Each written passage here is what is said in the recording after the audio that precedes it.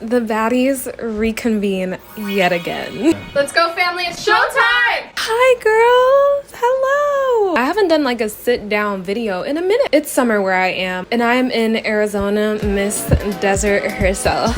So it's been hot. It was 115 degrees yesterday, and it was windy on top of that.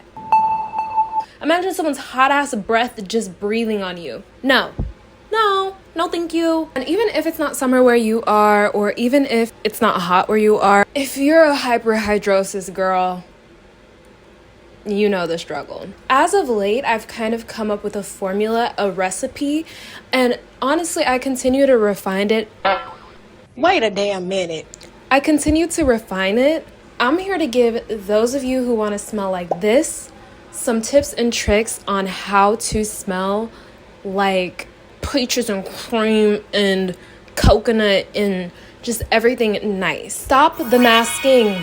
It starts from the inside. A lot of people are like, oh my god, like just clean your body really well, double cleanse, exfoliate, all this other stuff. External stuff mostly is what people focus on.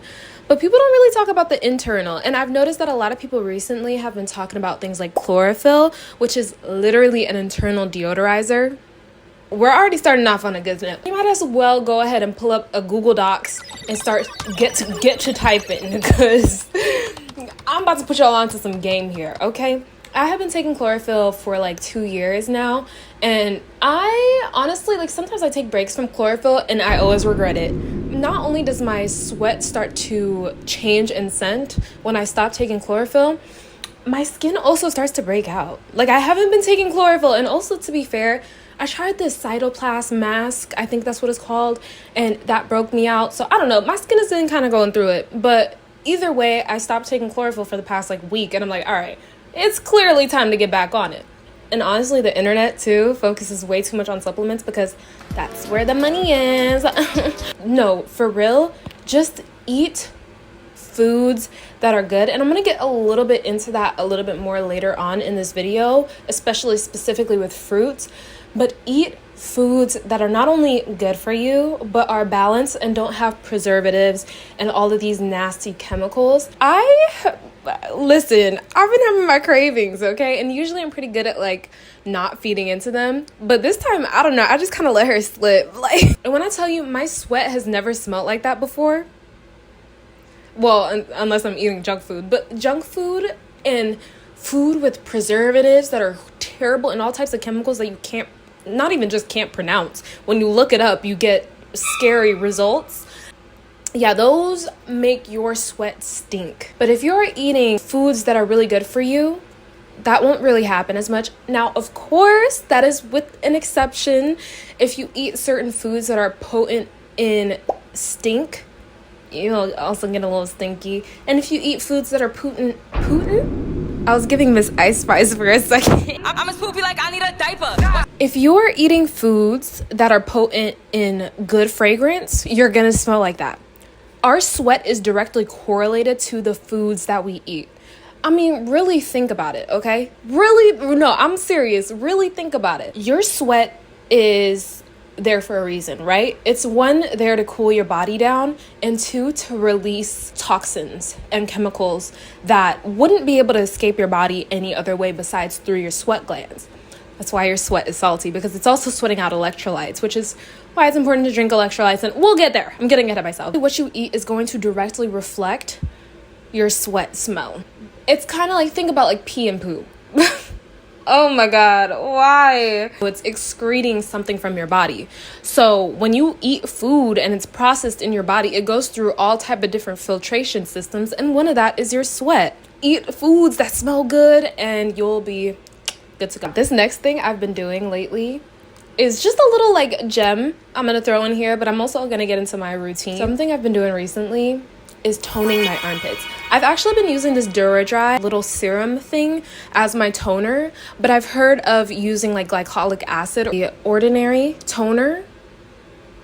Honestly, bro, like when I use my Duradry, I don't need anything else. I couldn't literally go the next day without putting on deodorant. And now, to be fair, I have not tried the ordinary toner yet on my armpits, but I have used a very similar toner on my armpits, and again, I did not need to use deodorant. Most deodorants are not very good for you, and even if they're organic and natural, for some of us, it's just still not gonna get rid of that smell when we do inevitably sweat. Because think about it, deodorant is still a layer of something kind of thick that you're putting on your armpits. You have hair follicles there. Already your sweat is coming out, and there's just lots of room for things to get clogged and discolored. And I don't know, I just avoid wearing too much deodorant in general, but that DuraDry has been my lifesaver. Anywhere you have pubic hair, if you have hyperhidrosis, you're gonna sweat, so just make sure you take extra care of not only just your armpits but everywhere else too. Okay, now let's get into the fun part. Fruits with potency. I'm not sure off the top of my head what fruits exactly are good and high in potency, but here are a couple of things that I have not almost every day, because sometimes I just can't be bothered, especially with jackfruit. But here are some things that I try to incorporate at least one of in my day-to-day life that drastically change the scent of your sweat. And the one that does that the most for me is jackfruit, or fruits like jackfruit, so like soursop. These fruits can be really hard to access depending on where you live, but you can definitely find other fruits that are high in potency, and other foods in general that are high in good smelling potency that will have your sweat smelling just decadent. Next up is this DuraDry kit I got from TikTok shop. They sent it to me, but I have been in love with it. I've been taking it with me every time I travel. I have one of those little wipe things in my bag, but they're just antiperspirant wipes. And I know antiperspirants in general are not the best thing in the world.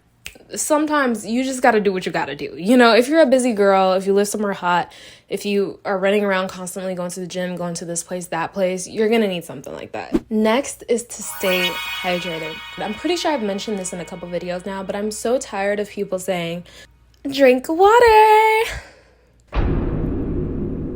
Drinking water is different than staying hydrated. You can drink water and still be dehydrated. You probably can't stay hydrated and not drink water by eating fruits like watermelon, eating vegetables like cucumber, drinking teas, even though teas have water, but you guys still get the point. Being hydrated is a lot more than just drinking water, because as I mentioned earlier, remember that point I was going to get back to? Your sweat is salty because it's releasing salt. It's releasing electrolytes.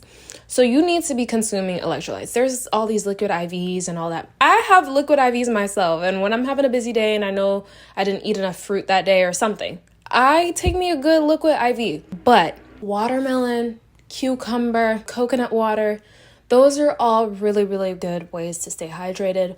Also drinking teas, especially with herbs and stuff like that, because you can not only get all your supplements in, for example, like moringa, like whatever supplements you want for your skin and hair, like you can get so many benefits from drinking tea, soothe your throat, whatever. Spice up your water a little bit. Don't just drink straight water, because first of all, if you're drinking just straight water, especially if you're one of those gallon girls, click off. No, I'm kidding. If you're one of those gallon girlies, throw the gallon away. Actually, that's very wasteful. Keep it and use it for something else, but kick it. Put it in that one closet and shut the door. That water is going to go straight through you. That ish goes right through you. You cannot absorb a whole gallon of water in one sitting. Obviously not one sitting, drinking it throughout, like while you're at school or something like that, or at work. It's not good. It's going to go straight through you, and it's not going to do anything. Your pee is going to be clear, and that is not a good thing, because your pee is supposed to be yellow. That means that you're getting rid of toxins from your body. If it's not, then it's just straight water. That's why it's really important to stay hydrated rather than just drink water. That way, all of those toxins that are responsible for making you a little inky can just get out of your body when you pee. And next is to have a good routine. Now, this is not just what you use and blah, blah, blah. I mean, just be consistent with your routine and have a good routine. Have a routine that works for you. Like, for example, every week, exfoliate your armpits and shave if you want to. Tone your armpits every so often. I personally like using an African net sponge specifically. I got mine while I was in Africa. That shit was so cheap. I use that to take a shower because it is So good at exfoliating. It does not pick up and carry bacteria. It just gets in there, gets rid of all of that grime and gunk and all of that stuff. So just have a good routine that's consistent and that works. And finally, I'm gonna give y'all my little routine that has me smelling like coconut island girl princess in the shower. I just use African black soap because it just cleans your skin so well. It gets rid of every single imperfection and impurity on your skin in one swipe, in one fatal swoop. Okay, like, you will not need to double cleanse and all of that if you just use straight pure African black soap. It is a little bit drying. I have dry skin, but for me it's really good for my eczema. It's just really good for my skin. I just make sure I really hydrate after the shower. So right after I get out of the shower while my skin is still wet, I use the Sol de Janeiro Bum Bum oil all over my body mixed with some coconut oil. And then I use on top of that the Bum Bum cream. And then on top of like my eczema spots, I use the Banish cream. That's just kind of my body care. But then I use a mixture of, I'm not sure what the name of that perfume is, but I'll show you guys, with the Orange Yada perfume. Chef's Kiss. Sometimes if I'm feeling a little bit more like a dark berry, fruity, still very summer, like hibiscus type of vibe, I'll go in with my Rouge Laili, I believe it is, body oil, and mix it in with my coconut oil as my body oil as soon as I get out of the shower, and then put whatever lotion on I want that matches that. And then I'll use the Lattafa Gold perfume. Chef's Kiss. Like, you will literally smell like an island princess. Like, I'm not kidding. Especially that last combo right there. That's like if I'm going out though, or from like if it's special occasions, because you know that's my really smell good perfume combo or smell good combo. And as for deodorant, as I said, I've been using the Duradry serum at night, and that has been working wonders. Anyways, you guys, thank you so much for watching today's video. I do hope you guys took away some tips from this, and I hope it wasn't like super redundant and like you actually took something away from this, instead of it feeling like you've heard the same pieces of advice 50 million times. So if you did learn something new or like heard something new or different, leave a thumbs up, girl. Don't just snatch the information and go. Come on now. Thank you so much for watching today's video. It has been your girl Tima, and I will see you on another video soon. Bye guys.